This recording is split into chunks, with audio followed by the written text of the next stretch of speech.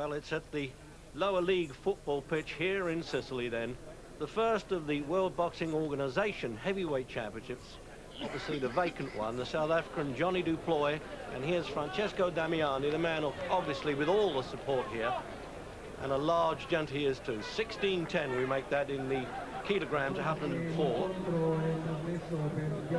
Referee Tony Perez from New York.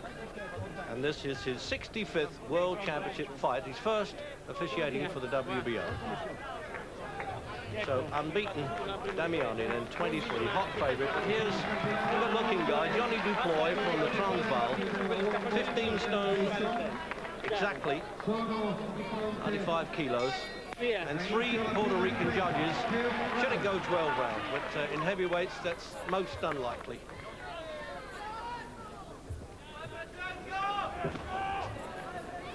Well, there's one thing we know about Damiani, is holds the European Championship anyway. I don't know whether he'll have to vacate it if he wins this. He wants to fight Gary Mason, the British champion. And Damiani Du Plooy had some sparring practice in London for this fight with Gary Mason and John Westgarth and Funzo Banjo. So he's had some big fellas in sparring, but can he cope with Damiani? The one thing we know about the Italian, he does have a good chin. I've seen a lot of him as an amateur. 2 Olympic Games. He lost to a Soviet, Ziev, in Moscow, and then to Terrell Biggs in Los Angeles, and then he defeated Biggs as a professional in Milan last October. That was a good win.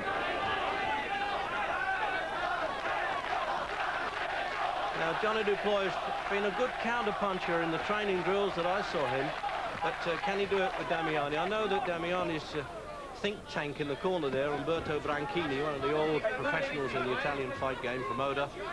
He says we're going to look to be countering Du Plooy. We're going to try and draw his leads. And Damiani's a shrewd old head. He's 30 years old now. Face like a farmer, body like a wrestler, but gets the job done. I am surprised that the WBO nominated 3 Puerto Rican judges here. You'd have thought they'd have brought some judges in slightly nearer to Sicily than that. And a Puerto Rican-born referee in Perez, who's definitely one of the best around. He handled one of the Ali Frazier fights among the 65 others. Now watch for those right hands coming over the top. Both of them are fond of that in a counter. Du Plooy has yet to even contest for the South African heavyweight championship, but I suppose that's not unusual these days. Frank Bruno hasn't for the British championship either. See, that's the punch. He looks good doing that. The trouble with Du Plooy, they say sometimes he runs out of a bit of ambition. He turned his back on Ronaldo Snipes when they fought him in America. Snipes a good puncher, but, well, the fight traders were a bit upset with him walking away as he did. 122 from 25 fights with 1 drawn, Du Plooy. And Damiani on 23 run now, unbeaten. 19 of them stopped or knocked out. There's a fair contingent of South Africans, including a writer, Bert Blewett, who's well known on the scene, and Stanley Christodoulou, the referee, who's also secretary of the South African Federation. They've made the long journey to be here to at least try and give an outside hand for Du Plooy, but I think he's going to need all the help he can get here.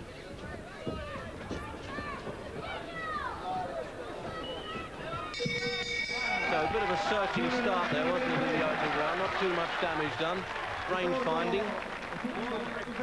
Willie Locke in the corner with the South African. He looked after the heavyweight yet he could see it. Coming out for round 2 then. This heavyweight scrap, and they are big enough lads, aren't they? 16, 10, 15 stone. And Du Plooy, strangely enough, is still ranked at the cruiserweights, 13-8 by the World Boxing Association.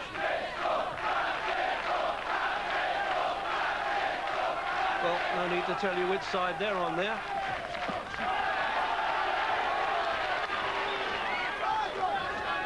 Well, Damiani, believe it or not, is looking to get in at one stage with Mike Tyson. I question his judgment there, but he's certainly on Tyson's hit list. Won the European championship against Anders Eklund. Easy defences against the German and Dutchman.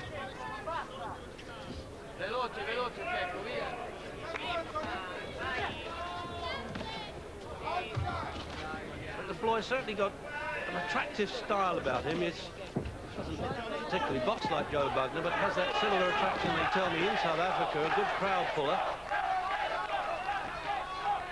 But it's whether his chin can match his heart or his heart his chin in this fight.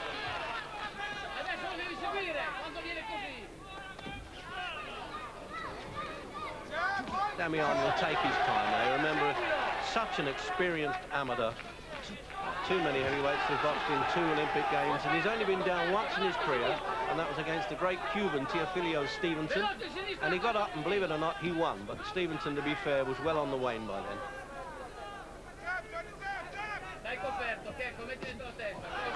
Hasn't been a distance in a fight since July of '87, Damiani, against the American Eddie Richardson, which went 10 rounds. This is scheduled, of course, as a championship for 12.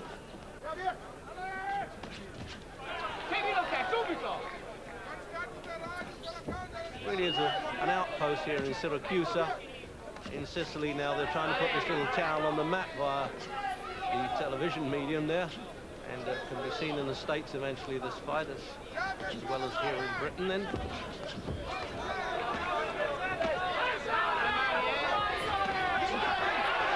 That's the punch that Du Plooy's got to try, the over-the-top right-hand shot, but he's got to look for the counter of Damiani.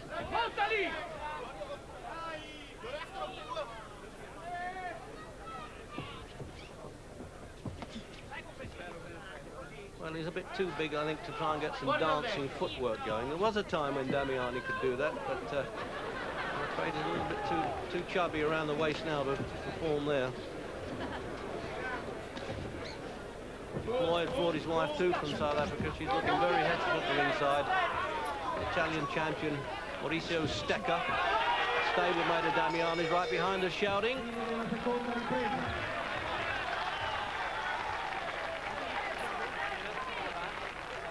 Well, the crowd are considering they're getting their money's worth there as referee Perez gets the scorecards. So now let's have a look at that in replay. He tries the right hand, he just misses with it there, Du Plooy. And it's just as well that Damiani missed with that one. Out for the third. And they're both a bit, as they would say in the boxing trade, right hand happy at this stage.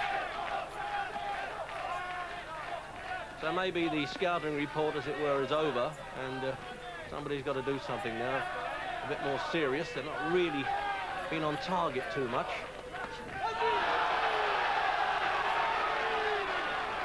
Italian commentator Rio Tomasi, one-time big-time promoter in Italy, and also played tennis at Wimbledon.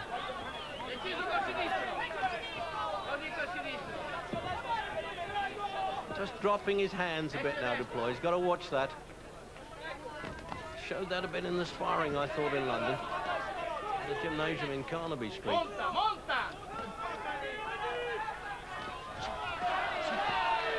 He absorbed to punch so well, Damiani. That's the big thing about him. He's getting through with the right hand. Pulling his head back from him, Du Plooy. That's not it. He should try and tuck his head inside. He'll get caught with swings like that, but he's fighting back. This is the best round now. Oh, the left hook did it as well. He's trying to get both hands going now, Damiani.